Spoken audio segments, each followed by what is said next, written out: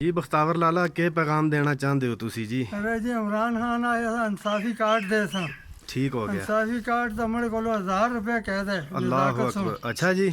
मैं कहन के गया अस्पताल दे फिरदा रहे किसी जने तो नहीं कहदा ओहो। यार कि इमरान खान दे तो इमरान खान को खड़ के दे अच्छा ते फिर इथों मेरा इलाज करके बडगरां विच होया खूना ही बोतल मेरे को बडगरां लगी हैं कसा सुन इलाज करा लिया दोस्ता? हाँ कसा करा लिया ओहो। ते इथे इमरान खान के अस्पताल में मेरा इलाज नहीं होया अच्छा यानी कि तुसदा मकसद आखना था कि गरीब दा इलाज नहीं इमरान खान गरीब को। का इलाज नहीं ये होया देखो जी ये रेडी है बख्तावर लाला सुबह दा लगे दे।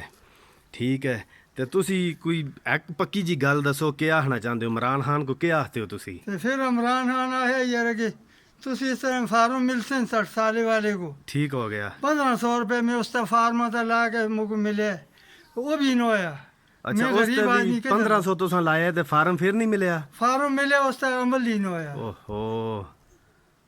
फार्म मुझको मिल गया उसका अमल नहीं होया 1500 रुपये मेरे को इस आदमी कह दे ये 700 रुपया दिहाड़ है जी बख्तावर लाले दी। तुसी हिसाब ला कनो जी ये अवाबे इख्तियार जेह्ड़े असैंबलियां बिच बैठे दे न ये तुसां दा हक बनदा है कि ये जो लोकां दी दाद रसी तुसी ना करसो ते कौन करसी।